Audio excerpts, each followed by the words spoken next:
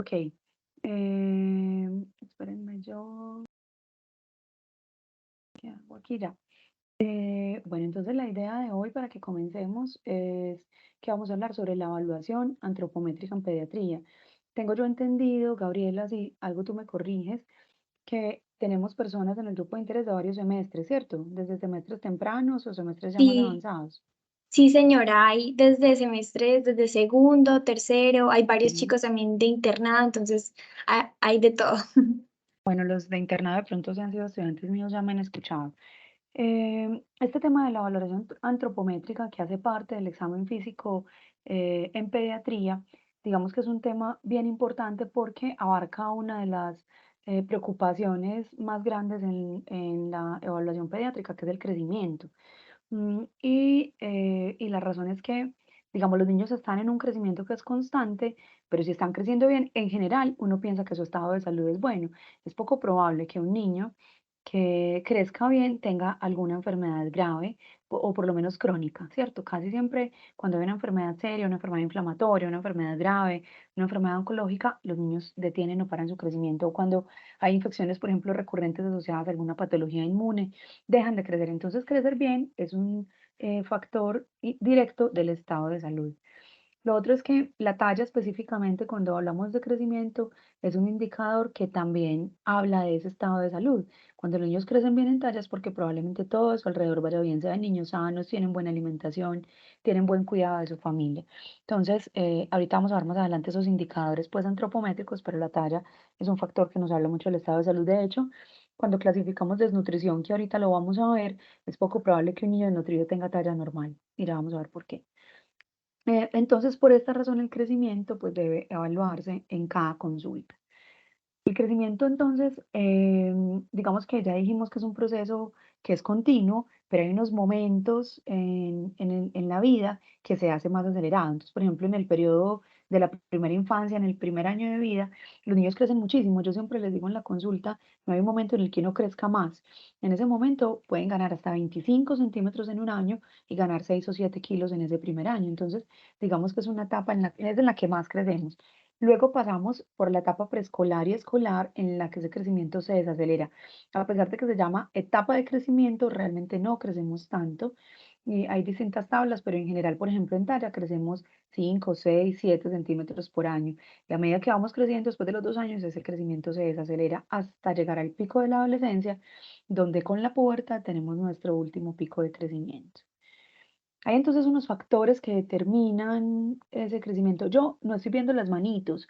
Te pido, Gaby, si de pronto es alguna pregunta, eh, me vayas ayudando. Me interrumpes que no tengo problema. ¿Listo? Claro que sí. Ok. Entonces, estos determinantes del crecimiento, pues hay unos factores que son intrínsecos del niño o del paciente y unos factores extrínsecos. Entonces, dentro de esos intrínsecos, digamos que la genética es lo más importante, aunque hay personas que se salen de esa genética y en la familia todos son chiquitos y él es alto, o por el contrario, todos son altos y él se quedó pequeño, eso es lo más raro. Generalmente, la genética aporta hasta el 80% de las probabilidades de uno crecer. Y esa genética, pues asociada a los factores hormonales, y hay una carga hormonal adecuada, y a la presencia de enfermedades en la primera infancia. Un niño que se enferma más es un niño que detiene por época su crecimiento y que probablemente crezca menos. Por ejemplo, un niño con amigdalitis a repetición se enferma todos los meses de amigdalitis. Hasta que no se hace un tratamiento para eso, pues el niño no empieza a crecer bien. Y ya están los factores extrínsecos que hacen que esta condición del crecimiento sea una condición multifactorial. Entonces están los factores socioeconómicos, la ingesta adecuada de alimentos, los factores pues nutricionales, el hacer o no actividad física. Definitivamente el hacer ejercicio puede potenciar el crecimiento y estamos hablando mucho de talla, pero potenciar el crecimiento en talla y prevenir el sobrepeso o las enfermedades pues asociadas al sobrepeso. La tendencia pues de crecimiento en el tiempo y el ambiente. Miren, incluso que yo les digo siempre cuando hacemos seminario de crecimiento, que incluso se ha visto que hay niños que nacen en poblaciones como las nuestras latinoamericanas, que tenemos algún riesgo más alto de problemas nutricionales, de talla baja, de bajo peso, y los adoptan y se van a vivir a un país europeo, a Estados Unidos, y solo con el hecho de tener un ambiente adecuado, geográfico, climático, de cuidados en la casa, obviamente mejorías de aspectos socioeconómicos y nutricionales, logran tener una mejor talla de la que tenían sus papás biológicos. Entonces, estos factores extrínsecos, digamos que son bien importantes. Y ya los factores étnicos, hay razas que ustedes saben que tienen tallas más altas y otras tallas más bajas. Nosotros aquí somos muy mezclados, tenemos una población pues muy variada. Bueno, entonces, otra razón por la cual es importante hablar del aspecto nutricional o de la valoración antropométrica es porque directamente se relaciona con las patologías cardiovasculares. Entonces, aquí tenemos esta gráfica de la OMS donde nos dice este problema tan serio de la malnutrición, que malnutrición no es solamente bajo peso. Entonces, ustedes pueden ver aquí hasta 50 millones de niños pueden tener bajo peso, pero miren al otro lado hasta 42 millones pueden tener sobrepeso u obesidad. Eso hace que una gran cantidad de niños, obviamente en el mundo, tengan problemas nutricionales o de malnutrición por sobrepeso o por obesidad. Y más arriba, pues están las mujeres en edad fértil y la población adulta, que no es una población despreciable con problemas nutricionales. Entonces, de ahí la importancia de hablar de la valoración antropométrica, porque finalmente todo esto que alcancemos a intervenir en los primeros 5 años de vida va a prevenir este gran problema, esta pandemia que tenemos de obesidad y sobrepeso en la edad adulta. Bueno, además, digamos que estos factores asociados a las medidas antropométricas de la nutricional, a su vez se asocian, o la malnutrición se asocia a problemas de los micronutrientes o asociados al déficit de micronutrientes.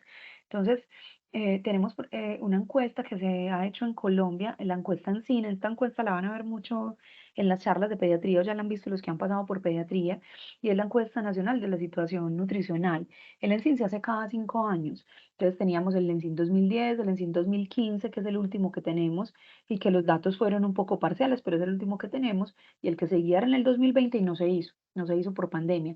Entonces los datos nutricionales que tenemos en Colombia son estos. A veces uno dice mucho es que nosotros no tenemos estadísticas propias, no, sí tenemos, hay que saberlos buscar, ¿cierto? Tenemos los boletines epidemiológicos, que lo confiable dependerá de qué tanto reportemos. Y tenemos estas encuestas nutricionales para hablar de nuestros propios datos y de cómo estamos. Entonces, por ejemplo, en este primer ítem nos hablan de que hay una prevalencia de inseguridad alimentaria, de dificultad para acceder a los alimentos básicos para tener un buen estado nutricional, hasta en el 54% de la población. Eso es una cosa pues que uno dice, si es en serio, aquí no hay pobres. Sí, miren, hasta la mitad de la población tiene inseguridad alimentaria. Ya hablando de primera infancia, entonces hablamos de que hasta un 3% en el 2010, aquí el primero, el azulito, es el ENSIN 2010 y el verde, pues es el último que tenemos, es 2015 y nos sirve para comparar cómo vienen las cosas en estos últimos años. Entonces, hasta un 3,1% se reporta con desnutrición global, que ya vamos a ver a qué se refiere ese término de nutrición global ahorita cuando hablemos específicamente de antropometría. Y en retraso en talla, que es tener talla baja, hasta un 10% o hasta 11 de los niños pueden tener talla baja. Y ya cuando hablamos de sobrepeso o exceso de peso, hasta un 6,3% pueden tener exceso de peso o sobrepeso. Pasar, ya. Aquí nos hablan entonces del déficit de micronutrientes, anemia, hasta casi un 25% de los niños menores de 5 años pueden tener anemia, déficit de vitamina A hasta casi un 30% y déficit de zinc hasta casi un 40%. Entonces, digamos que las medidas antropométricas son una evaluación indirecta de este estado nutricional, no solo de peso y de talla, sino también de déficit de micronutrientes, que como vemos en nuestra población puede llegar a ser muy alto. Bueno, aquí hay otras tablas que ya nos hablan directamente del exceso de peso, las voy a pasar pues como rápido en aras del tiempo, retraso en talla. Esto ya es de población de 5 a 12 años, de 13 a 17 años, retraso en talla y exceso de peso, y vemos que son valores muy similares, entre un 25 y un 30%, sobre todo el sobrepeso, y retraso en talla alrededor de un 8 a un 10%. Ahora sí, para entrar en materia, hasta hay preguntas, es una cosa muy general como para entender por qué tenemos que pensar en antropometría en pediatría y que es un factor tan importante para nosotros. Vean, cuando nosotros evaluamos el estado nutricional, a veces termina siendo un asunto muy de la consulta. Yo sé que ustedes vieron hace poquito, pues, como la charla de la historia clínica, pues, y del examen clínico de los niños en cada uno de los servicios. Pero la antropometría muchas veces termina siendo un asunto solo de la consulta. Y la verdad es que en cada consulta que llegue el niño por pediatría, en el servicio de urgencias de hospitalización, debemos tener una adecuada valoración antropométrica. Y valoración antropométrica no es solo pesar el niño o medirlo, sino saber interpretar esos valores, y eso es lo que vamos a aprender en este momento. Porque no me sirve de nada saber que pesa 10 kilos, pero yo no sé en una curva si esos 10 kilos están bien o no, o si tiene sobrepeso o bajo peso, y la relación que esto tiene con la condición o la enfermedad que tiene en ese momento el niño. Digamos, llega por una bronquiolitis o por una diarrea. No es lo mismo yo tener un niño con una diarrea desnutrido a un niño con una diarrea que ha sido sano en su aspecto nutricional. Entonces, por eso vamos a hablar como de esta evaluación antropométrica o el estado nutricional, que son sinónimos ambas cosas. Antes de hablar de las medidas antropométricas, es importante saber que siempre hacemos una historia clínica. A veces llega el paciente y como somos varios en la consulta, yo siempre estoy con estudiantes ahí en Sol de Oriente, entonces a veces los muchachos de afán se paran, le dicen, venga, yo lo reviso sin preguntar nada. Y la verdad es que es importante siempre hacer la historia o al menos preguntar unos aspectos para yo saber qué le voy a evaluar a ese niño o si tiene algún riesgo o problema nutricional y enfocarme mucho en eso. Entonces siempre antecedentes familiares, si hay enfermedades crónicas o hereditarias en la familia, si hay situaciones nutricionales específicas, incluir la talla de los papás y el estado pues como nutricional de los papás y la contextura. Hay muchos niños que parecieran pequeños o de bajo peso, de baja talla, pero yo miro los papás y son iguales de pequeños. Entonces probablemente sea un asunto constitucional y no nada asociado con enfermedades. Hablar el entorno familiar, si hay hermanos, las edades, el nivel socioeconómico, y eso nos ayuda a saber si hay posibilidad de adquirir alimentos que sean suficientes para este niño, son los aspectos de la vivienda, quién es el responsable de la alimentación, quién ofrece las comidas al niño, quién cocina, dónde come el niño, si tiene situaciones estresantes alrededor de la familia como separación familiar o situaciones estresantes que para mí son muy importantes al momento de comer, si lo forzan, si lo instigan, si le ofrecen más cucharaditas de las que necesita. Probablemente ustedes van a ver alguna charla de alimentación complementaria, pero hay mucho estrés y mucha ansiedad, quizá la vivieron ustedes chiquitos y en nuestros pacientes alrededor de la familia porque somos muy autoritarios. El niño siempre tiene que terminar lo que tiene en el plato y lo que terminamos haciendo como adultos es haciendo que el niño coma menos o que tenga una relación emocional dañina con la comida. Los antecedentes personales, entonces preguntar lo perinatal, no es lo mismo un niño que tuvo un retardo del crecimiento intrauterino, que nació de bajo peso, cuál fue su antropometría entonces al nacimiento. La historia evolutiva de la alimentación y la conducta alimentaria, entonces si recibió leche materna, cuándo iniciaron la complementaria, si le empezaron leche de vaca desde los 3 meses como vemos en nuestros pacientes, en fin, toda la conducta que ha tenido de alimentación y en este momento cómo come, cuántas comidas recibe al día, los grupos de alimentos que recibe, en fin, hacer un como cuando pensamos en el aspecto antropométrico, muy importante el interrogatorio nutricional. Si tiene actividad física o no, cuál es el patrón de actividad física, si es un niño más pequeño, el juego libre que realiza, si está en entornos pues de ambientes externos donde pueda correr y jugar, si por el contrario está muy encerrado con muchas pantallas, lo mismo los niños grandes que ya realizan pues como deportes. El tiempo y la calidad del sueño, el sueño ha sido un factor muy asociado al crecimiento porque sabemos que los niños eh, que digamos no se acuestan temprano, o mejor dicho, sabemos que la hormona de crecimiento se libera en un ritmo circadiano y que requiere que el niño se acueste a dormir temprano entre 8 y 9 de la noche para poder que haya una liberación adecuada. Esto no se relaciona con los despertares nocturnos de los lactantes, que a veces hay una confusión. Es normal que los lactantes se despierten en la madrugada, pero ya un niño mayor de 2 añitos empieza a tener un ritmo de sueño más adecuado y siempre hay que tener rutinas adecuadas para que se acueste temprano. Entonces, el tiempo y la calidad de sueño y cómo ha sido su curva de crecimiento. Además, preguntamos por los antecedentes patológicos, si estaba muy enfermito, si tiene infecciones de repetición, si ha estado hospitalizado. Y ya síntomas asociados que nos hagan sospechar de otra enfermedad. Entonces, un niño con diarrea crónica que sospeche una mala absorción, una colitis ulcerativa, en fin, enfermedades reumatológicas crónicas, enfermedades renales, cardíacas, que nos hagan pensar que ese niño pueda tener un retraso en el crecimiento de causa secundaria y cambios recientes en la ingesta que el niño venía comiendo bien y ya no come, entonces buscar a fondo todas estas enfermedades que pueden asociarse o a pérdida del apetito o a disminución en la capacidad de peso y talla. Y también hacemos, pues, adicional, además de todo este interrogatorio en la historia clínica, un examen físico en el que buscamos unos signos que aquí, como ven, la mayoría son signos carenciales o asociados a desnutrición. Hay una charla, pues, específica de nutrición, pero niños que tienen lesiones orales, como queilosis, por ejemplo, piel muy serótica, problemas en las encías. Aquí hay otra niña con queilitis, perdón, pérdida del cabello, estos niños con marasmo que se forran en los huesitos, eh, úlceras corneales asociadas a déficit de vitamina A, cabello en bandera, que es cuando el cabello pierde pigmentación y uno los ve como rubios, tienen cabello oscuro, cabello rubio, y es asociado a falta de ingesta de nutrientes por épocas. Si ingieren una época bien, otra no, entonces hacen cabello en bandera. Las lesiones ungueales, en fin, aquí están descritas como en la tablita y la asociación de los micronutrientes que son faltantes. Entonces siempre buscamos en el examen físico estigmas de malnutrición. Aquí no está solamente en déficit nutricional, pero también en los niños con sobrepeso. Entonces, si tienen acantosis nigricans, abundante panículo adiposo, si tienen alteración en la posición de las rodillitas, bueno, estrías, ¿cierto? Como todo lo que, la presión arterial la debemos evaluar. Bueno, perímetro abdominal, aunque en los niños es difícil determinar el valor porque no hay tablas, pero entonces también en los niños con sobrepeso y obesidad hay unos factores específicos en el examen físico que debemos tener en cuenta.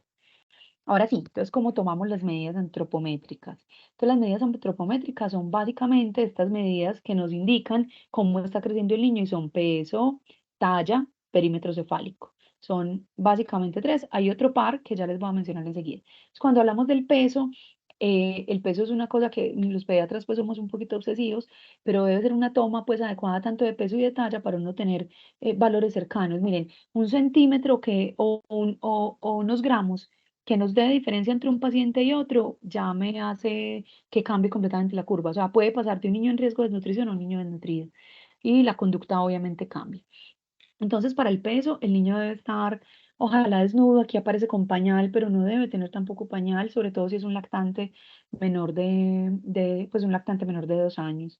En los lactantes, entonces menores de 2 años, se hace en una balanza o en una báscula en el que puede acostar o sentar el niño.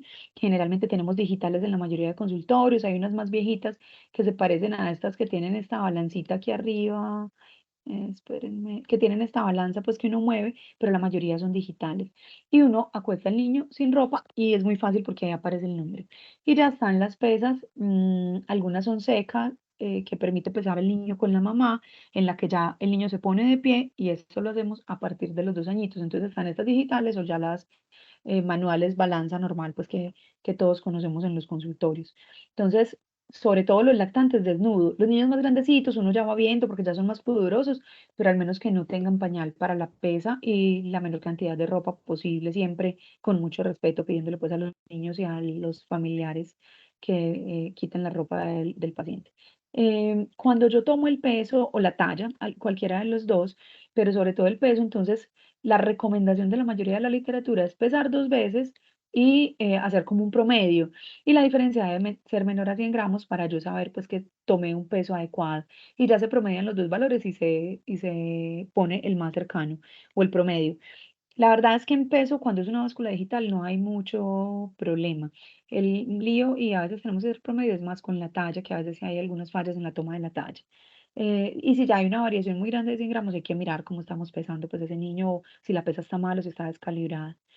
A veces pasa incluso con estas pesas, vengan, me devuelvo aquí en la presentación, con estas pesas digitales, si las paticas no están bien puestas sobre la mesa, pesa mal.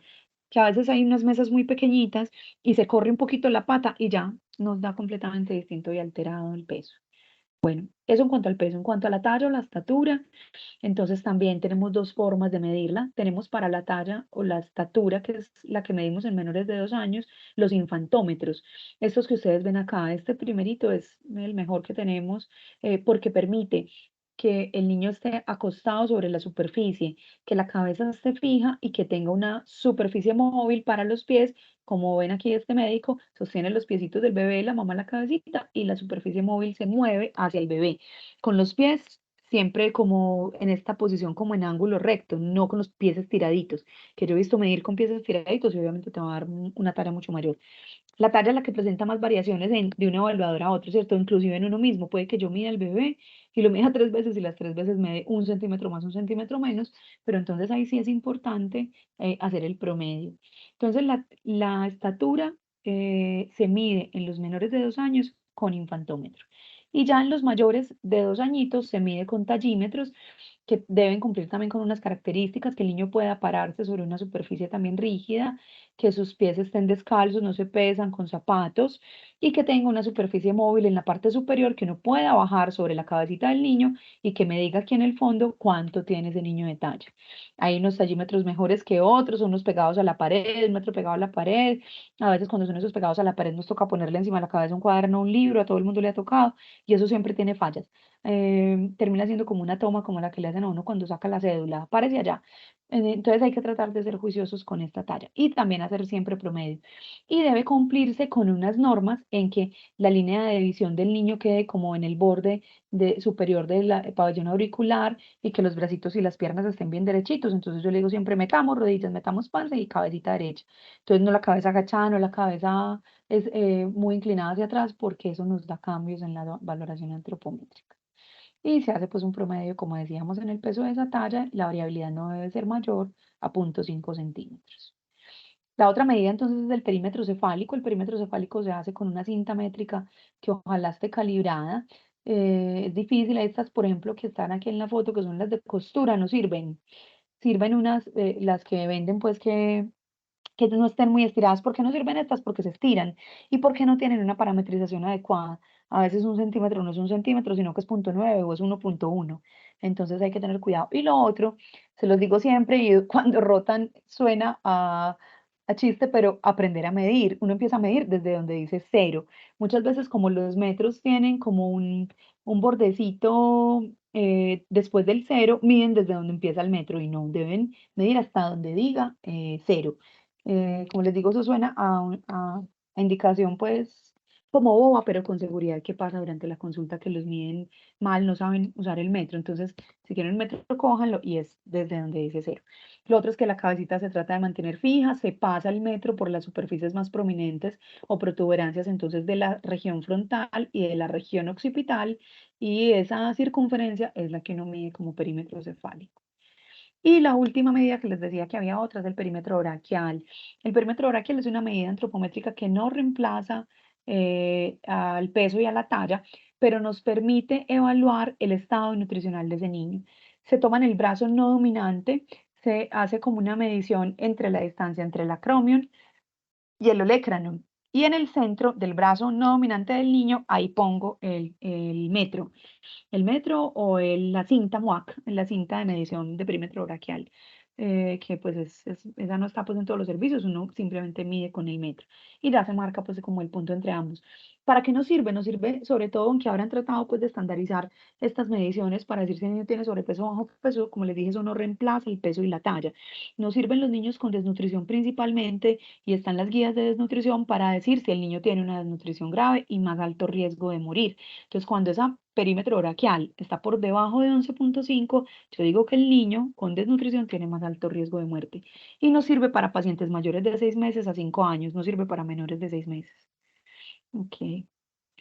Aquí hay como unas tablitas, pues, que nos hablan de cómo clasificamos esas medidas del perímetro braquial, pero como les digo, lo más importante es para niños con desnutrición. Muy bien. Aquí hay un videito de las tomas antropométricas, pero es largo.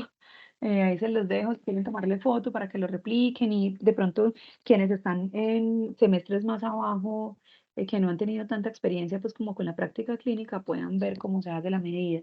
Requiere un entrenamiento pues de técnica, requiere hacer el ejercicio, requiere calma y paciencia, requiere mucho respeto hacia los niños y la familia, porque a veces, sobre todo cuando el niño es un lactante que pasa de los 8 meses, ya no es tan fácil. Hay que decirle, permiso cielo, te voy a acostar, no quiere que lo acueste, hay que someterlo, eso no les gusta, se quieren tirar de la balanza, entonces hay que decirle a la mamá, mamita, déjame que yo lo sostengo para que no busque tus brazos. Entonces, en el entrenamiento, pues en el ejercicio clínico iremos aprendiendo a hacerlo, pero chévere que miren el video, sino que es un video larguito. Bueno, ahora sí, tenemos esas medidas. Tenemos peso, tenemos talla, tenemos perímetro cefálico. ¿Qué hacemos eso? ¿Qué hacemos con eso, perdón? Pues lo clasificamos con una cosa que se llaman indicadores antropométricos, ¿cierto?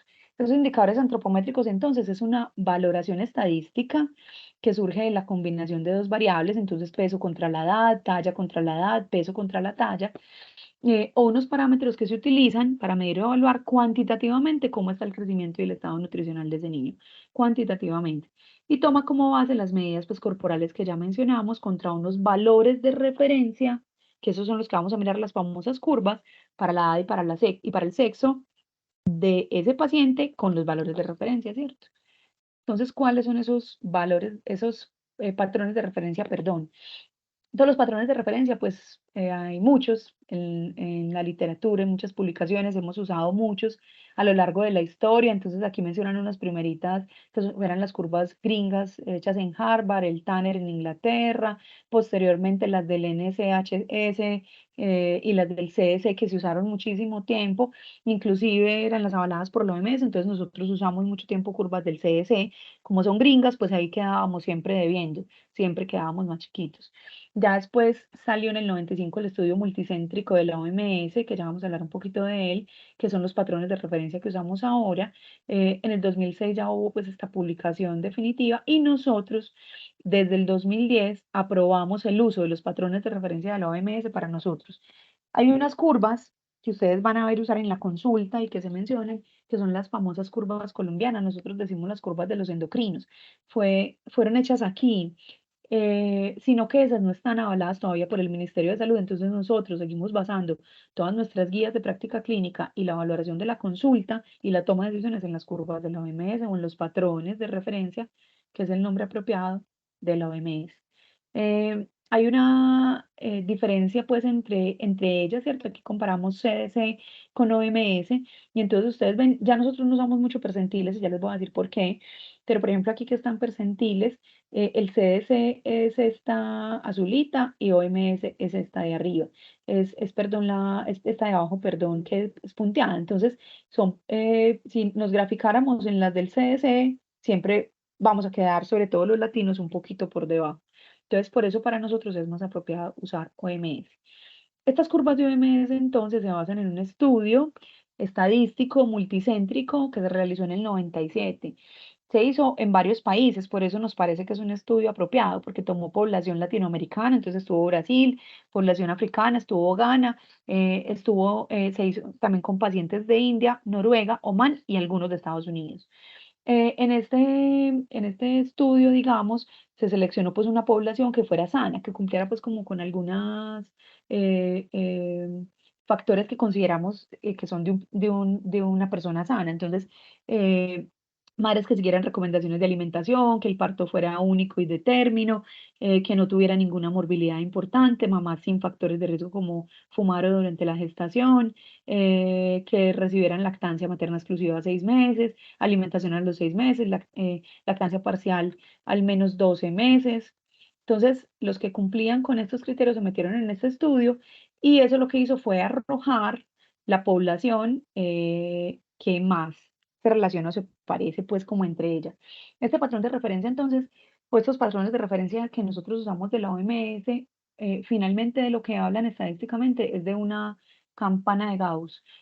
Una campana de Gauss en la que nosotros evaluamos la normalidad. Ustedes saben que en estadística y con relación a los porcentajes o percentiles, hablamos de normalidad. Entonces, en la campana de Gauss tenemos en el centro el percentil 50 o tenemos en el centro la mediana. Esa percentil 50 o esa mediana, lo que está alrededor, hacia arriba o hacia abajo, cuando hablamos de percentiles entre el 25 y el 75, o cuando hablamos de -2 a +2, decimos que es lo normal o lo que está dentro de la normalidad, que es normal tú comparado con alguna persona de la población, ¿cierto? Entonces, ¿por qué usamos ahora más desviaciones estándar que percentiles? Porque el percentil nos dice el porcentaje de personas normales que hay ahí en ese rango. En cambio, las desviaciones estándar nos hablan de cómo se va alejando de ese promedio normal o de esa mediana. Para nosotros, digamos, la normalidad, como les decía, está entre -2 y +2. Pero para las clasificaciones antropométricas con las curvas, vamos a ver que hay unas zonas que son de riesgo y que ya les voy a mencionar. Entonces, nosotros preferimos usar, o preferimos no, la indicación es desde que se aprobaron las curvas en Colombia en el 2010, usar desviaciones estándar más que percentiles, que es un valor más puntual que las desviaciones estándar. Entonces, todas guías, como les decía ahora, están basadas en desviaciones estándar. Em, Como les decía, entonces ella habla de la normalidad, comprende todos los datos ubicados entre -2 y +2, ya que allí están la mayoría de los datos. El 95% de los pacientes están ahí. Lo que se sale de ese -2 y +2, que se aleja hacia -3 o sube hacia +3, es lo que consideramos que es anormal o que está fuera de la normalidad. Bueno. Em, como definiciones grandes, pues para que queden claro, la mediana entonces corresponde al valor medio de una serie de valores que están ordenados alrededor y los puntos de corte son los límites o intervalos que definen unas categorías. Entonces, por ejemplo, ¿qué es estar entre -1 y +1? Eso es un punto de corte que ya vamos a ver específicamente. Y la puntuación Z o el Z-score, que son las desviaciones estándar, es la diferencia que existe entre un valor individual, lo que tú pesaste o mediste, comparado con el valor medio de la población o con el cero para la misma talla, y hay ahí pues una fórmula estadística que yo creo que no vale la pena enredarnos con eso, pero es comparar el valor individual con el valor medio de la población. Esa es la puntuación Z. Cuando ya tenemos esas puntuaciones Z o esos, no, perdón, ese peso y esa talla que nosotros tomamos en el niño y lo vamos a introducir en una gráfica para determinar cómo está su estado nutricional, pues tenemos que hablar de unos indicadores. Entonces nosotros hacemos una historia clínica completa, pesamos, medimos o tallamos el niño, tomamos un perímetro cefálico y eso lo llevamos a una curva. Y hay diferentes curvas. Para nosotros en Colombia, ya les expliqué que somos las curvas del OMS y esas curvas del OMS son estos indicadores. Tenemos una que habla del peso para la edad, entonces tenemos una curva de peso para la edad, una curva que es de peso para la talla, una que es de peso, perdón, de talla para la edad, otra de peso para la talla, otra de índice de masa corporal, de perímetro braquial, aunque esa no la usamos con frecuencia, porque ya les expliqué pues como la importancia de ese valor, y otra que nos habla del perímetro cefálico.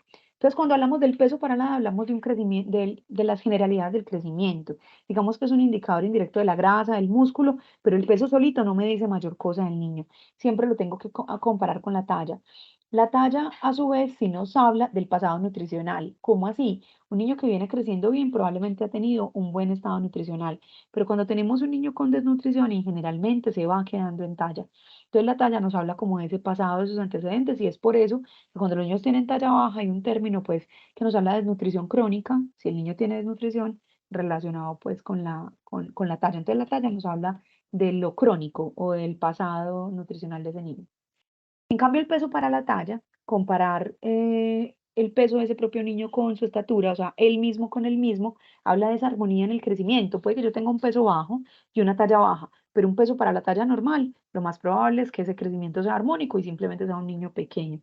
O al contrario, un niño con una talla alta y un peso alto, pero yo grafico mi peso para la talla y me da normal, entre -1 y +1, y yo digo, no, pues no tiene sobrepeso porque es grande todo. Entonces, habla de esa armonía en el crecimiento. Es muy sensible a carencias nutricionales y es el indicador con el que medimos, perdón, sobrepeso o desnutrición o delgadez. El índice de masa corporal es un índice que usamos en los niños mayores de 2 años. Aunque hay curvas para los niños menores de 2 años, digamos que se trata más de una población, una valoración, digamos, poblacional.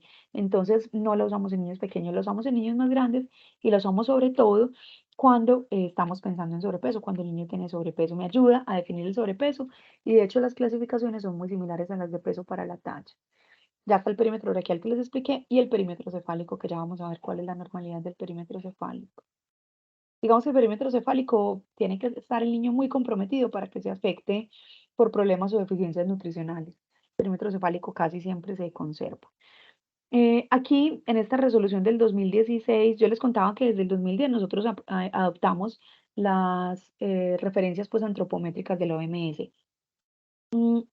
Pero en el 2016 hubo un cambio en la clasificación según esas referencias. Entonces, hablamos de los indicadores, pero esos indicadores nos van a llevar a unos diagnósticos nutricionales. Entonces, esta resolución nos muestra esos patrones de referencia y cómo es esa clasificación según esos indicadores.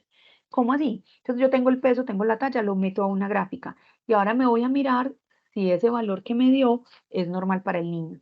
Entonces, aquí tenemos los que usamos, los que les mencioné. En menores de 5 años tenemos peso para la talla, talla para la edad, perímetro cefálico, índice de masa corporal, que es sobre todo mayores de 2 años, y peso para la edad. Y de 5 a 17 años solamente usamos dos indicadores, talla para la edad e índice de masa corporal. Aunque en las herramientas del OMS podemos graficar peso para la edad, ya no es importante para nosotros. Ahí ya es parecido a la valoración al adulto, que miramos la talla y miramos el índice de masa corporal. Y ya teniendo entonces cada una de estas curvas o indicadores antropométricos, entonces vamos a hacer unas clasificaciones. Esta tablita es muy importante que la tengan ahí a la mano, pues porque nos ayuda a hacer los diagnósticos con ese peso y esa talla.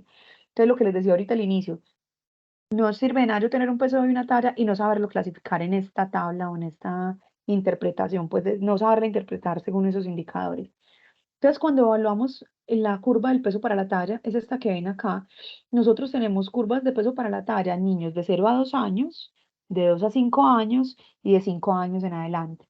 Ojalá más adelante se pueda hacer pues en estos grupos un taller, porque esto es una cosa que termina siendo aquí muy teórica, pero que debe ser más práctica. En todo caso, tenemos curvas de peso y de talla y de peso para la talla de 0 a 2 años, de 2 a 5 años, y ya los mayores de 5 años solo tenemos de índice de masa corporal y de talla. Entonces, esta es una de 0 a 2 años, como ven acá, para niño. Aquí hay un niño acostadito y es el peso para la talla. Entonces, ella nos dice, pónganle ojo a esto que es importante. Todo lo que está entre -1 y +1 es un peso adecuado. ¿Cómo así? Ustedes ven mi mouse, ¿cierto? Gaby, ven mi mouse. Sí, profe. Eso, entonces, todo lo que esté entre estas dos rayas amarillas, acercándose a la mediana, que es el 0, es normal, ¿cierto? Todo lo que sea alrededor, un poquito por encima, un poquito por debajo, los que somos chiquitos, está bien.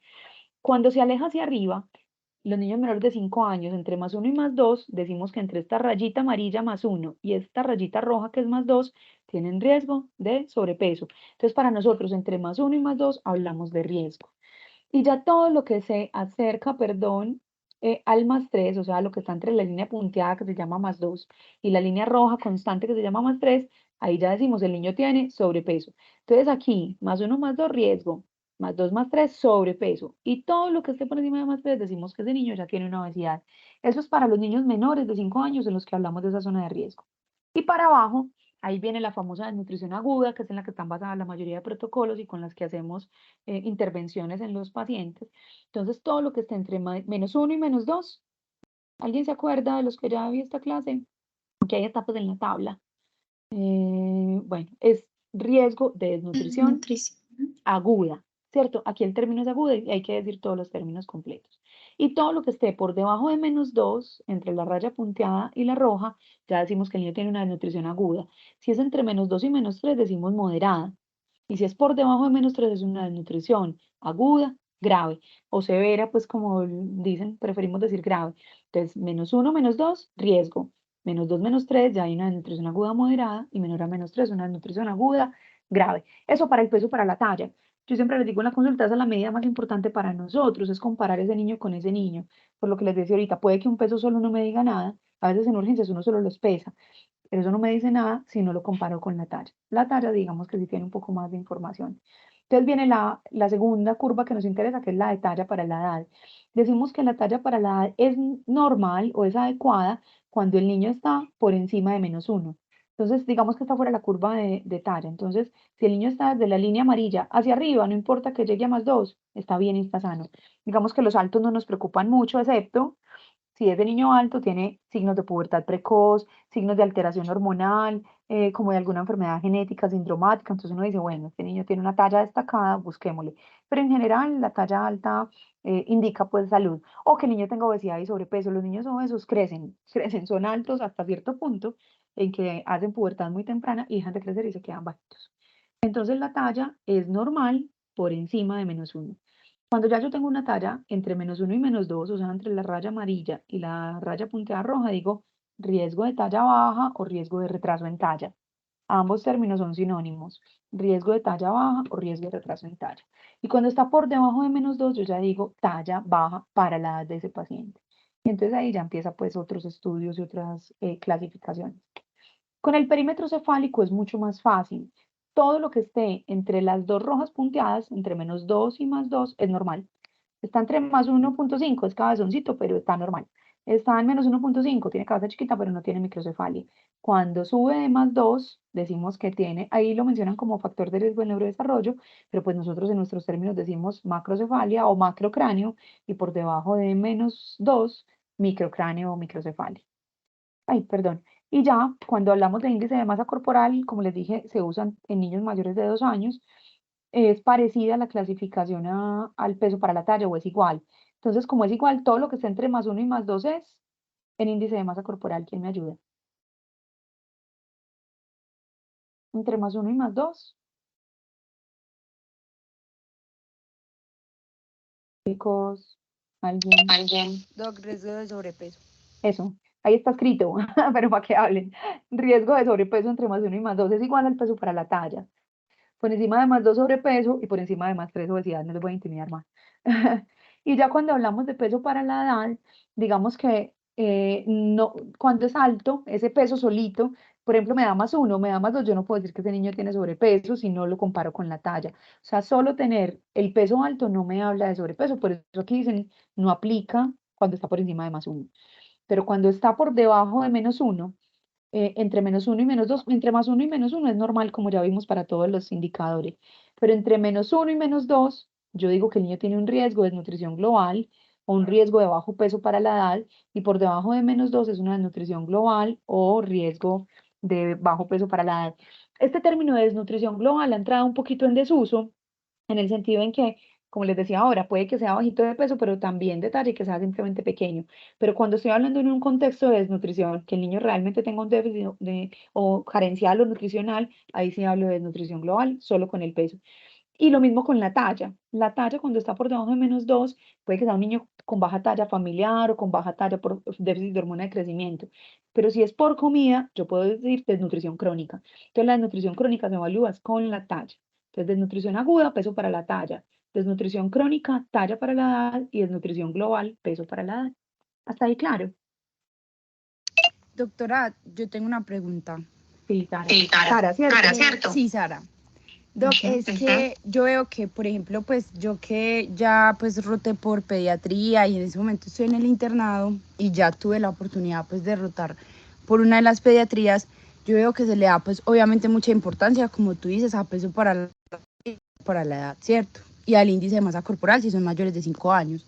Pero a Sí. mí siempre me quedó la duda de cuál es como la verdadera utilidad de peso para la edad, porque veo que, como tú dices, o sea, como que ha entrado en desuso, muchas veces como que no se fijan mucho en ese parámetro, pero realmente tiene como una utilidad en la que uno pueda como, no sé, o sea, fijarse en eso para algún riesgo o algo, o definitivamente lo más importante es peso para la talla y peso para la edad, pues es un valor adicional, pero pues no es tan importante. Sí, tienes razón, Sara, es el menos importante. Digamos, la importancia del peso es, ese peso solito me permite tomar muchas decisiones en la consulta, definir dosis de medicamentos, pero solo no me sirve para clasificar al niño, sino con los otros valores. O sea, yo lo tengo que comparar con la talla para poder definir si hay algún problema nutricional. Solito no me dice mucha cosa. Solamente, y sobre todo porque el peso es lo que más se afecta. Entonces, si el niño tiene diarrea, pero venía creciendo súper bien, el peso se cae muchísimo, entonces no me permite hacer una clasificación él solo. No es que no sea importante, obviamente hay que tomarlo para poder hacer las otras clasificaciones, pero solito para la valoración antropométrica es el menos, no importante, ustedes me entienden la importancia comparado con los otros, pero solo comparado con la edad es el que menos nos arroja información sobre el diagnóstico nutricional. Solito no me arroja un diagnóstico como tan claro. Me sirve obviamente para las otras cosas. Los que ya han rotado por el servicio de urgencias, le damos mucha importancia al peso en urgencias, porque que sean urgencias uno no hace una valoración nutricional tan amplia. Uno lo pesa y dice, ah, está más o menos bien. Y solamente cuando lo ve como ves, pero está muy bajito para lo que es esperado para la edad, terminamos de hacer la valoración y lo tallamos y hacemos todo completo. Entonces en urgencias muchas veces solo se pesa. Pero realmente en cuanto hablamos de la evaluación nutricional completa, el peso solo es el que menos valor aporta. Hay que tener talla.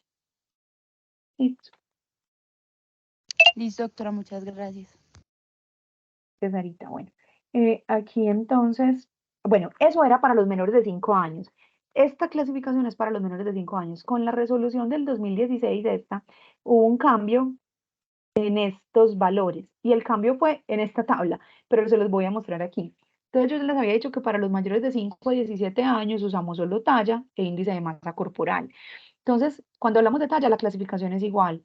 Todo lo que esté entre -1 y -2 es riesgo de baja talla y todo lo que esté por debajo de -2, talla baja. Pero en el índice de masa corporal ya no tenemos riesgo. ¿Cómo así? Habíamos dicho, todo lo que está entre -1 y +1 es adecuado, ¿cierto? Aquí, alrededor del cero y entre esta línea punteada roja y esta línea punteada amarilla, es normal. Pero ya, cuando pasa de +1, en los menores de 5 años decíamos riesgo. Aquí no, aquí ya no decimos riesgo de sobrepeso, aquí ya decimos sobrepeso. ¿Por qué? Porque cuando uno pasa de los 5 años, ya más pesadito, el riesgo de llegar a la edad adulta con obesidad es mucho más alto. Entonces ahí la estadística se vuelve más estricta. Tengo que captar más población con riesgo, que ya ahí no sería riesgo, sino ya sobrepeso, para poder intervenir más temprano. Entonces, entre +1 y +2 es sobrepeso y mayor a +2 es obesidad. Les recuerdo en el otro. En el otro era entre +1 y +2 riesgo sobrepeso, +2 y +3 sobrepeso y mayor a +3 obesidad. Este fue el cambio de la resolución del 2016, que nos dice que ya no hay riesgo aquí en mayores de 5 años, sino que hay un sobrepeso o una obesidad. Y cuando hablamos de para abajo, ya no hablamos de desnutrición aguda con el índice de masa corporal, sino de riesgo de delgadez, todo lo que está entre -1 y -2, y delgadez por debajo de -2. No es que no exista la desnutrición, obviamente tengo que hacer pues una evaluación completa, pero ya la clasificación para la OMS es delgadez y no desnutrición. Los protocolos de desnutrición están hechos hasta los 5 años, pero nosotros vemos hasta pacientes adultos desnutridos, obviamente. ¿Alguna duda, pues, con esto es, digamos, lo más importante, que sepan interpretar esos indicadores, entender cómo se toman las medidas y entender qué hago con esos datos? ¿Los anoto en la historia y me quedo tranquilo? No. Siempre interpreto esos indicadores para poder tener un diagnóstico nutricional. ¿Alguna duda adicional? Seguimos. Sí, doctora, una pregunta. Sí. Ya dijimos que cuando sobrepasa o está dentro de los 5 años, el riesgo de sobrepeso para la edad adulta es mayor que en los más pequeños. Pero, por ejemplo, en el caso de un niño que sea menor de 5 años, pero que tenga como una historia familiar de sobrepeso, ahí, digamos, el seguimiento, a pesar de no ser mayor de 5 años, debería ser más estrecho o cómo sería esa parte teniendo en cuenta pues el antecedente familiar. Sí, vean, ahí hay una oportunidad muy importante en esos menores de 5 años porque consultan mucho. O sea, la gente va a los controles con los menores de 5 años y sobre todo los 2 primeros años y sobre todo los 6 meses, esa cita de los 6 meses donde hablamos de la alimentación complementaria. Un niño menor de 2 años que en las curvas nos hable de que tiene sobrepeso, o sea, que me dé una curva en donde su peso para la talla está por encima de +1 y tiene riesgo de sobrepeso, o por encima de +2 y tiene sobrepeso, la verdad no le paramos tantas bolas y el niño tiene hábitos saludables. ¿Cómo así? Es un niño de 9 meses y recibe lactancia materna, no ha recibido azúcar. La verdad es que uno se queda tranquilo y no estresamos a las mamás porque el niño tiene sobrepeso. Incluso aunque tenga antecedentes familiares, a no ser que sea una obesidad mórbida, y cuando hablemos de obesidad hablaremos de las condiciones genéticas que se asocian a obesidad mórbida en lactantes. Pero sí es una oportunidad para yo intervenir. Entonces, no me angustio, no me preocupo. Le digo a la mamá, está aquí el tico de peso, pero sigamos lechita materna, no abusemos de las fórmulas, ¿cierto? Cuando llegue a los 6 meses, debe recibir indicaciones de alimentación saludable. Entonces, alimentación saludable, pues evitar azúcares, procesados, que la gente cree que es solamente una gomita, no, obvio, nadie le va a dar una gomita a un niño de 6 meses, pero evitar alimentos procesados como las gelatinas, bueno, lo que ustedes ya saben que tiene azúcar adicional, la panela, la guapanelita, la gelatina de no sé quién, el alpinito, el bonjour, nada de eso se les da a los lactantes.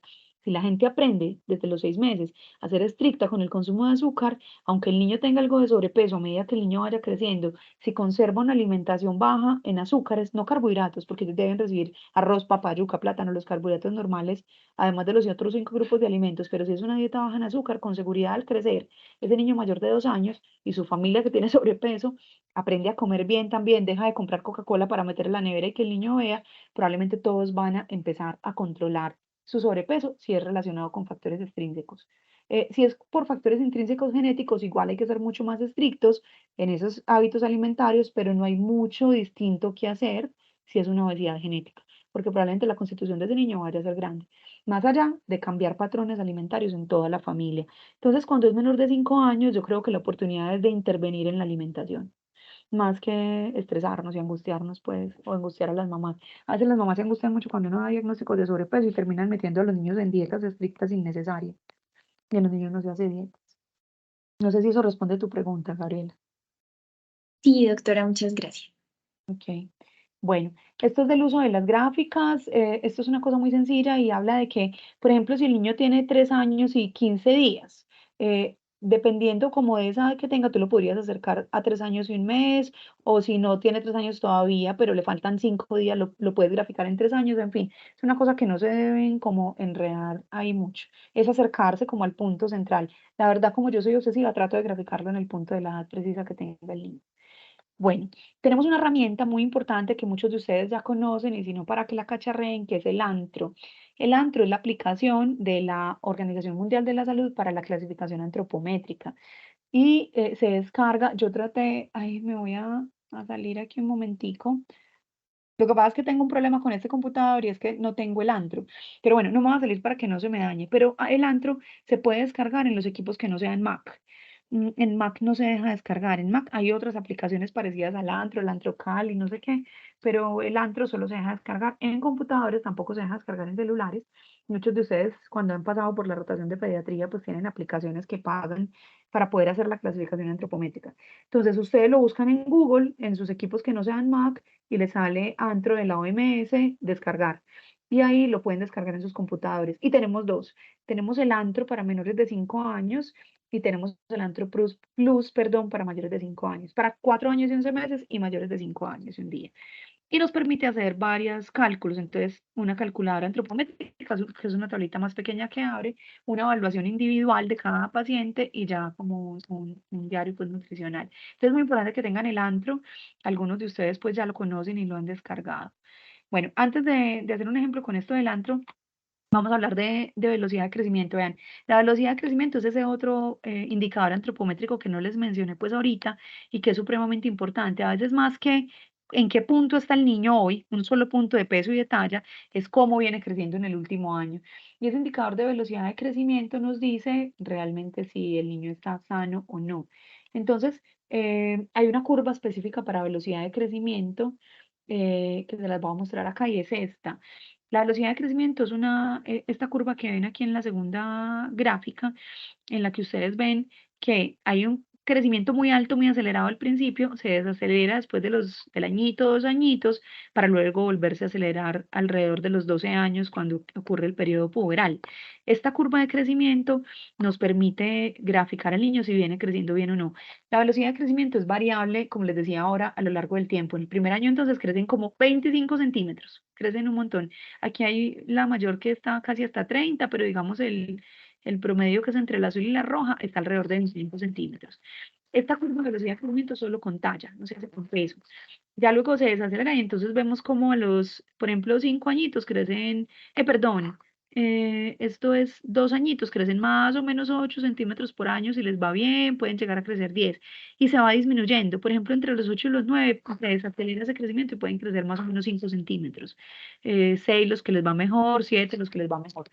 Entonces, la velocidad de crecimiento, ¿cómo se calcula? Usted debe ver al niño al menos 6 meses, pero ojalá un año.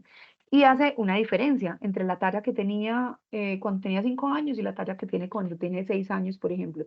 Entonces, digamos que a los 5 años medía 100 centímetros y a los 6 años mide 106 centímetros. Entonces, usted dice que tuvo una ganancia de 6 centímetros en un año. La velocidad de crecimiento son 6 centímetros en un año y el niño tiene 6 añitos y vamos a buscarla y a graficarla, viene por acá, viene casi en el promedio. Entonces usted dice que tiene una velocidad de crecimiento apropiada y adecuada. Pero como les digo, no sirve un solo punto. Usted tiene que tener varias valoraciones de talla de ese niño para evaluar la velocidad de crecimiento. Lo debemos hacer con juicio porque este es un indicador muy importante, no una talla solita o puntual. Aquí están esos valores que les decía de velocidad de crecimiento, en peso, en talla, en perímetro cefálico. Tengan pues ahí como el pantallazo, a veces se lo aprenden, otras no, y no importa.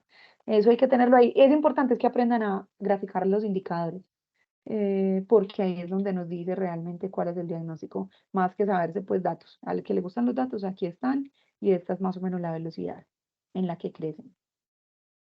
Esta es otra tablita, esta es una tablita de un artículo de talla baja que está en el Precoc y a mí me parece que es un poquito más exagerada. Por ejemplo, dicen que crecen el primer año de 30 a 35. Uno no los ve crecer tanto generalmente, que crecen hasta 9, hasta los 4 años, ahí uno también los ve crecer menos, pero es otra tablita que es de un artículo de unas autoras colombianas. Bueno. Las tendencias de crecimiento, entonces, lo ideal es graficar varios puntos, no me sirve un solo punto, como les decía, y que esa tendencia sea más o menos paralela en el tiempo, ¿cierto? Y cercana al carril del crecimiento por donde crece el niño. ¿Cómo así? Espérenme. ¿Cómo así? Por ejemplo, yo tengo un niño, es que no sé si tengo aquí. No sé si tengo aquí una curva. Les voy a mostrar esto antes del ejemplo. Por ejemplo, yo tengo este bebé que venía creciendo, esto es peso para la talla, y esto es una gráfica que nos arroja el antro. Entonces, por ejemplo, yo tengo un niño aquí que venía creciendo cerca a -2, cerca a -2. Hubo un momento en que se metió a -1 y luego tuvo otro descenso a -2 y se fue por ahí un tiempo, un tiempo, un tiempo. Yo no sé si es que esto se asoció con el ingreso al jardín, en la guardería, que se enferman tanto, dejan de crecer. Y luego volvió a subir de -2 y se metió a este carril. En ese carril en el que está ese niño, ¿qué clasificación nutricional tiene? ¿Qué piensan ustedes? Riesgo de desnutrición Tiene un aguda. riesgo de desnutrición aguda, riesgo de desnutrición aguda. Pero si yo veo la tendencia en el tiempo, miren que esa es su tendencia. O sea, él aquí sí tuvo una caída, aquí en este punto, pero es su tendencia. O sea, que yo creo, lo más probable es que ese niño crezca bien y esa sea su curva, y sea un niño pequeño sin desnutrición. Obviamente hay que tener en cuenta todos los otros factores que decíamos ahorita del examen físico, pero realmente es probable que esa sea su tendencia de crecimiento. Miren este otro. Este niño venía creciendo eh, en -2, o nació, probablemente nació, ese ya tiene 2 añitos, y probablemente nació de bajo peso, porque nació muy pecadito de -2. Se perdió de algunos controles y cuando llegó ya estaba en +1, cerca +1 y por encimita de +1. Y empezó a subir, a subir, a subir, a subir, a subir. Aquí en este punto donde está el final, ¿cuál es la clasificación nutricional de ese niño de 2 años? 2 añitos, dice acá que tiene. Entre +2 y +3 sería pues riesgo de sobrepeso o Riesgo decimos sobrepeso. entre +1 +2, eso. Sobrepeso. Sería sobrepeso. Sobrepeso, exactamente. Ahí ya es sobrepeso. Entonces este niño se metió en sobrepeso. Miren la tendencia en el tiempo de este niño. Se empezó a subir, a subir, a subir. Entonces va de la pregunta que me hacía ahorita Gabriela. ¿Qué pasa? ¿Qué pasa con ese niño que nació chiquito, que nació flaco? Ese es un factor de riesgo. Los niños que tienen RCIU o bajo peso al nacer tienen más riesgo de obesidad a futuro, porque tienen una cosa que se llama fenotipo ahorrador. Eso es súper bonito. Como estuvieron carentes en esos primeros meses, todo lo que se comen lo ahorran. Entonces el riesgo de aumentar de peso a largo plazo es más alto. Además, como es esa alimentación, qué actividad física hace, vive pegado a las pantallas, es un momento pues de intervenir porque está aquí ese niño y más lo que tú decías, si hay una condición familiar. Entonces, cuando hablamos de una valoración transversal versus una longitudinal, transversal es solamente un punto en el tiempo que me puede decir que el niño está muy bien, pero si yo veo varias valoraciones en el tiempo, pues probablemente voy a tener como una clasificación más apropiada y más adecuada. Aquí había un ejemplo, ya son las 7. Vean, yo tengo dificultad aquí para abrir el antro. Quería abrir el antro pues para que lo miráramos, pero no tengo cómo. ¿Tú tienes, Gabriela, antro en tu computador? No. No, ¿Alguno? doctora. ¿Tiene el antro? ¿Alguno tiene antro? No. Yo tengo la aplicación, ¿sirve? Pero la tienes ahí donde estás conectada, que se pueda compartir. Sí. Ah, bueno, pues yo le mando la fotico a Gabriela por el chat y ella la puede compartir. Ah, bueno, porque la foto es parecida a la que tenemos ahí. Bueno, en el antro, cuando uno abre el antro, espérenme, voy a salirme de aquí un momentito. Cuando uno abre el antro, se me cerró, yo tenía aquí una cosa abierta. No, es esta es la aplicación del antro. Cuando uno lo abre, sale esto que se llama la calculadora antropométrica. ¿Cómo agrando esto un poquito? ¿De dónde le doy zoom? Eh, De los 3 punticos eso. aquí, espérame, esta cosa no me deja ver. Aquí zoom. Ahí, yo creo que ahí ya podemos ver más o menos. Entonces, cuando yo abro la calculadora antropométrica del antro, yo me meto al antro de este niño que tiene 2 añitos y que es antro normal. Siempre debo poner la fecha de la visita, entonces el día que vino el niño, la fecha en que nació y aquí meto los valores. No me recibe punto, solo me recibe con coma. Entonces 9.2, 9.3, no me recibe 9,1, 9,2, 9,3. Lo mismo la talla, me recibe coma. Anoto el perímetro cefálico y si quieren el perímetro braquial. Estas otras medidas están ahí, pliegue bicipital, subescapular, pero eso es muy de nutricionista. Nosotros eso pues no lo miramos. Miramos peso, talla y perímetro cefálico. Y cuando yo las introduzco ahí, él mismo me saca estas desviaciones estándar que ven en verde. ¿Sí las ven ahí claritas?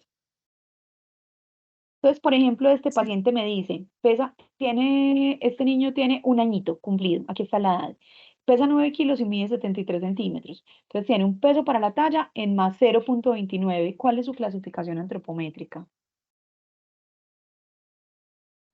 Adecuado para la edad. Normal. Adecuado para la edad. Si estuviera por debajo, diríamos riesgo de desnutrición o desnutrición aguda, o por encima, riesgo de sobrepeso. Acuérdense que peso para la talla habla de sobrepeso o desnutrición aguda. El peso para la edad está en más 0,04.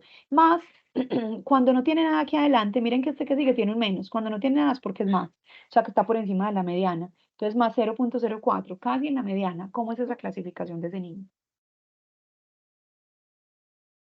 Peso adecuado para la edad. Exactamente. Y la talla está en menos 0,41. ¿Cómo es esa clasificación? Talla adecuada para la edad. Talla adecuada para la edad, exacto. Entonces, ahí nosotros podemos definir y anotar en nuestra historia, es un niño con un estado nutricional adecuado. Si alguno de los parámetros estuviera por debajo, pues ya tomamos decisiones dependiendo del indicador que sea. Qué pena que no lo puedo hacer aquí, pero es que tengo lío con este computador. Este ejemplo era parecido, era introducir varias valoraciones, 4, 6, 11 meses, pero finalmente era para mirar esa ganancia pues de peso y de talla longitudinal en el tiempo, que era lo que les mostraba como en estas curvas de la evaluación nutricional y transversal. Bueno, aquí hay una cosa, no sé hasta ahí en cuanto a la interpretación, dudas. Si quedan como con muchas dudas sobre cómo hacerlo en el antro, le podemos decir a Nati que hagamos como un tallercito de curvas antropométricas y solo lo hacemos de eso. Tenemos varios casitos, varios pacientes, inclusive si lo quieren hacer presencial en la universidad o virtual, hacemos como un tallercito para que sea más práctico, pues que es así. Los que ya están en internado y lo han visto, yo creo que dicen, ay, sí, yo ya sé hacer eso. Pero cuando es la primera vez que uno lo hace, uno se enreda. Entonces, de pronto sí es bueno hacerlo como en un taller que ya hayan leído bien esto de lo teórico.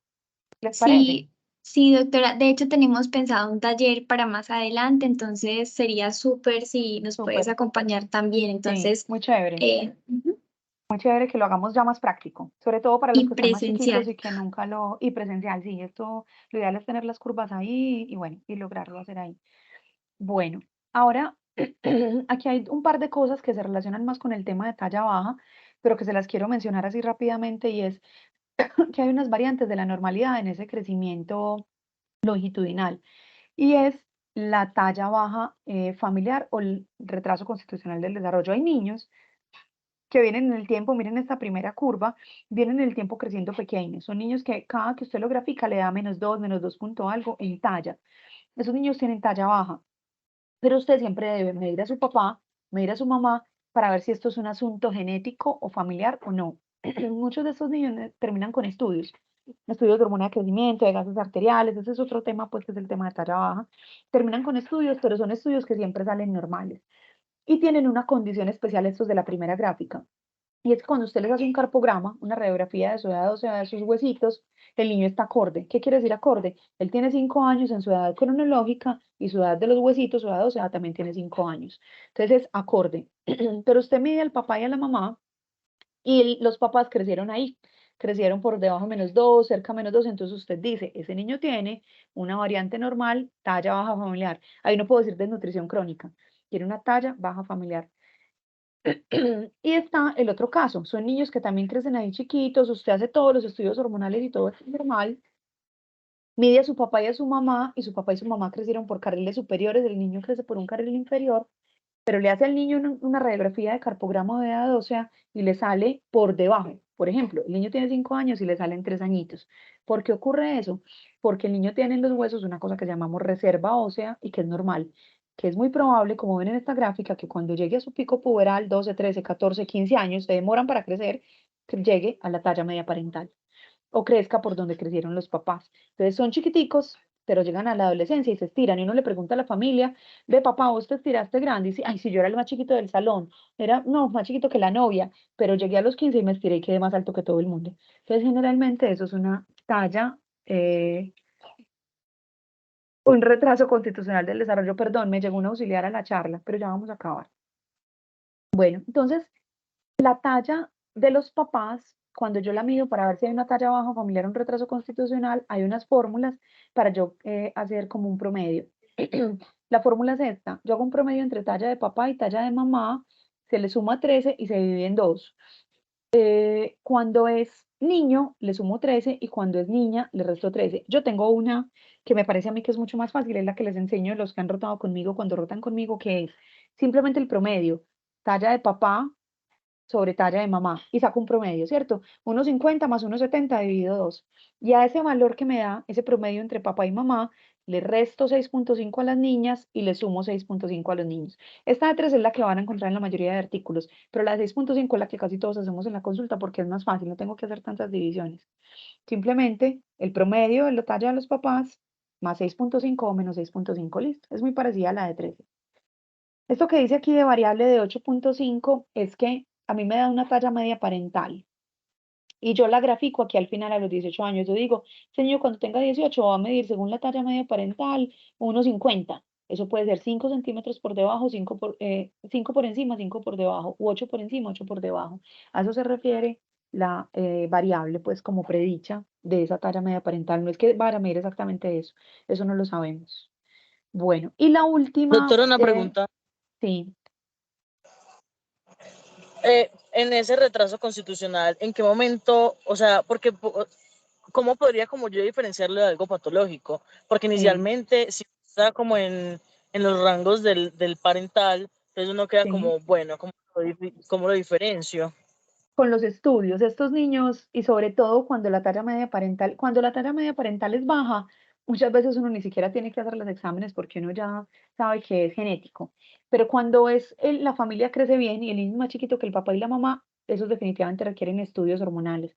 En general se les pide función tiroidea, se les pide hormona de crecimiento, que la inicial es somatomedina C o factor de crecimiento similar a la insulina, se les pide algunas veces gases, sobre todo a los menores de 5 años o más chiquitos, se descarta problemas urinarios, se descarta cardiopatía, digamos todo lo patológico que pueda hacer que tú no crezcas bien, y se les pide carpograma.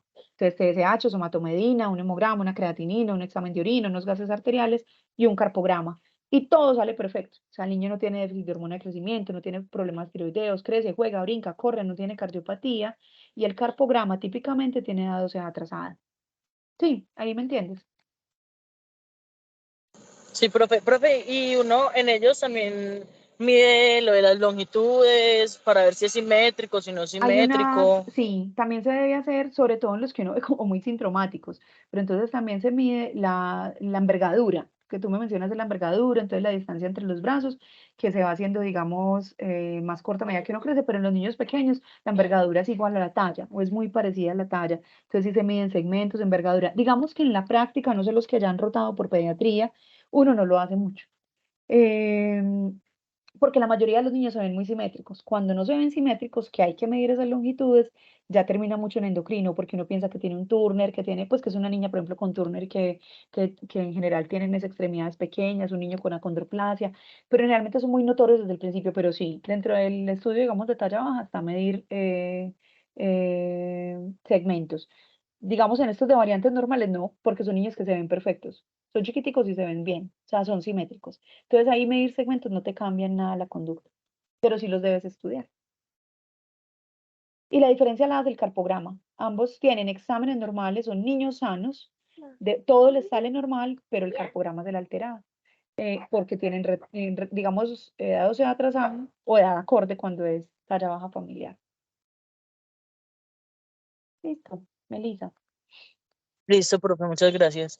Ok, bueno, y esta última diapositiva simplemente es para mencionar que además hay curvas de crecimiento o patrones de crecimiento para las diferentes patologías, de eso que me estaba preguntando un poquito Melissa. Entonces hay patrones de crecimiento del Down, del Turner, en parálisis cerebral, acondroplasias, Williams, Prader-Willi, son niños con obesidades mórbidas genéticas. Entonces para todas ahí lo que más vemos es Down y Turner y las encontramos en Google, entonces uno las descarga para poder pues como graficar estos pacientes en forma adecuada, porque en las curvas de OMS obviamente van a dar chiquitos, van a dar pues pequeños.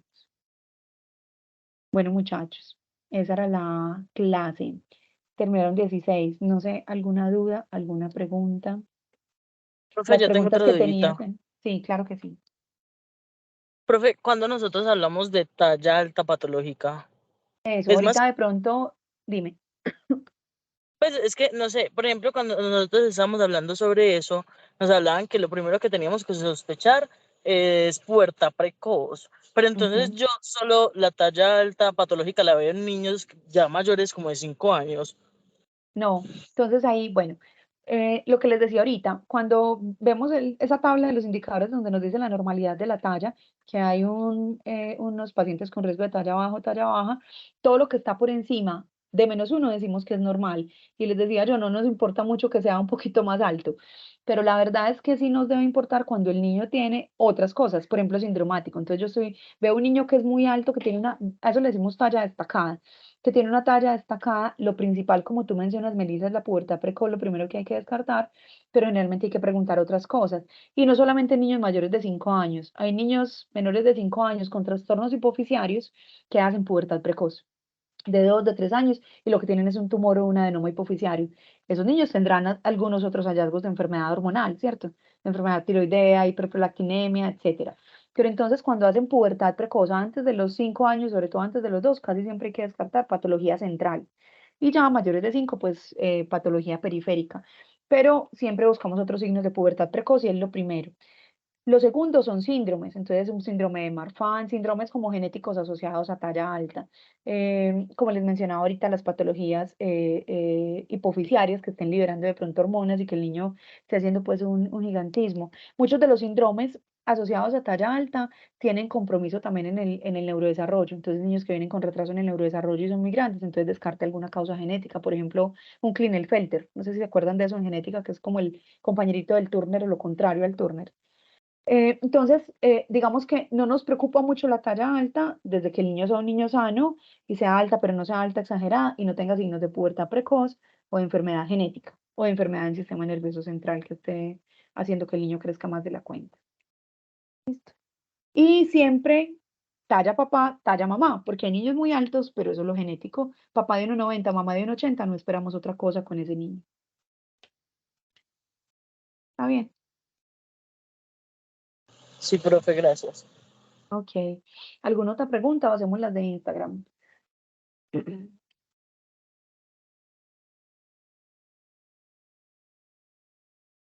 Parece que no, nadie más levantó la mano. Ok. Bueno, tú viste que tenías unas preguntas, no sé si las alcanzamos a hacer, pues yo tengo 5 minuticos si las quieres hacer y Sí, aquí no tengo problema. sí, son como 4 preguntitas solamente Ok, para socializar. Entonces, la primera pregunta era qué medidas antropométricas se toman en los pacientes menores de 5 años, que ya las mencionamos, ¿cierto? Entonces sería el peso para la talla para la edad, el perímetro cefálico para la edad, el IMS, el índice de masa corporal y el peso para la edad. ahí hay una confusión a veces de conceptos y es en cómo hablamos. Digamos, las medidas antropométricas como tal son peso, talla, perímetro cefálico, perímetro braquial. Son como las medidas como tal antropométricas. Y estos son indicadores antropométricos. Es una cosa que parece una bobada, pero es cierto, una cosa es medirlos y otra cosa es ya interpretar los indicadores, que son esos que tú mencionaste. Entonces, esos son indicadores antropométricos. Perfecto. Listo. La otra pregunta era cuando interpreto el índice de masa corporal, perdón, ¿cuándo interpreto el índice de masa corporal en los niños menores de 5 años? Eso. Y Y luego, aquí, ujú, dime, dale, dale tranquilo. la mayoría de los que respondieron dijeron que cuando están en sobrepeso. Eso es en sobrepeso y sobre todo mayores de 2 años. Menores de 2 años no lo usamos y lo usamos solamente si el niño tiene, perdón, usamos peso para la talla, no usamos índice de masa corporal. Listo. La siguiente era cómo se mide y se pesa a un paciente de 1 año. Entonces las opciones eran sentado, acostado, de pie o como sea. Ujú. Y la mayoría sí respondió que fuera ojalá acostado. Eso. Eso es lo ideal. Sobre todo la talla. El peso sentadito. Listo. Y este casito que era un paciente masculino de 6 años con estas medidas. Entonces, talla para la edad de más 0,7 y el índice de masa corporal de menos 2,5. Dentro de las opciones, riesgo de delgadez, sobrepeso y el índice de masa corporal adecuado para la edad. La respuesta que más indicaron fue delgadez. Entonces, Ahí, apágame el micrófono, sí, eso. Mayores de 5 años, acuérdense que ya OMS dice delgadez. Ya uno tendrá que entrar a estudiar si hay factores de riesgo nutricional o alimentarios para pensar en desnutrición, ¿cierto? Pero sí, hablamos de delgadez. listo. Y había otra imagen que era la imagen pues de un niño que de hecho en la presentación estaba, en donde preguntábamos qué signo evidenciaba y de qué nos hablaba. Entonces era el signo de la bandera, mostraba el cabellito más clarito y nos hablaba de desnutrición. Y efectivamente casi todos respondieron que esa era la adecuada. Sí, exacto. Los de obesidad no están ahí, te tengo que modificar la presentación para ponerlos, pero son importantes también. También los niños con obesidad tienen algunos signos al examen físico que yo debo estar atento. La cantosis es lo que más miramos, pero los otros que me mencionamos, las estrías, el panículo adiposo abundante, las alteraciones articulares, bueno, hay otros que debemos evaluar también. Sino que la nutrición es mucho más ruidosa. Y la verdad, uno yo les digo a mis estudiantes, yo creo que nosotros no vemos muchos verdaderos desnutridos en Medellín. Hay mucha desnutrición en Colombia, pero en Medellín no los vemos como en riesgo y uno les da las mamás recomendaciones y la mayoría se recuperan. Pero ya cuando tienen cabello en bandera y estas cosas, es que ha pasado mucho tiempo con déficits nutricionales de niño y con poco acceso a los servicios de salud. Y la última pregunta era una niña menor de 5 años con un peso para la talla entre -2 y -3. Entonces las opciones eran que tenía un peso adecuado para la talla, la otra opción era desnutrición aguda severa y la otra opción era desnutrición aguda moderada. En esta pregunta la mayoría respondió desnutrición aguda severa, pero la respuesta correcta era Sí. desnutrición aguda moderada. Ojalá hayan estado hoy, para que repasen. Sí, sí, ahí siempre hay una confusión ahí con eso y con lo del cambio de sobrepeso y obesidad en mayores de 5 y menores de 5. Son dos cosas importantes que uno lo repite, pero si uno no lo tiene anotadito se olvida. Ustedes tengan esa tablita que les dije, tómenle foto a esta tabla. Ay, perdón, mi auxiliar. Tengan la tablita pues ahí como a la mano. Y listo, doctora, muchísimas gracias por el espacio. Yo creo que fue un tema que fue muy bien abordado. Hay chicos que aún están en básicas, pero igual ojalá podamos tener como el espacio dentro de la presencialidad. Pero muchísimas gracias, estuvo muy, muy buena la charla. Sí, yo quedo pendiente, si Nati programa pues el taller y cuadramos el tiempo, que es lo difícil a veces. Sobre todo que ustedes puedan todos, que están en semestres tan distintos y que yo pueda también desde la rotación pues como sacar el rato para eso. Pero bueno, nada, felicitaciones por estar en este grupo tan maravilloso y adentrarse al mundo de estas cositas maravillosas que son los niños. Nada, a la orden, cualquier cosa que necesiten. No vi quién estuvo conmigo rotando, nadie, no hay de mis viejos. No hay nadie, Ave María. Pero yo sí vi algunos míos que pasaron. Bueno, ojalá los que no han pasado roten por allá por Sol de Oriente, que es una población también muy buena, donde aprendemos muchísimo. Feliz noche, muchachos. Vayan a comer y a descansar, que mañana es un día largo. Gracias, doctora. Hasta luego. Hasta luego. Chao, feliz noche, chao. Feliz noche, diles. Feliz noche. Ay, uno se llama así. ¿Cómo? Se llama así.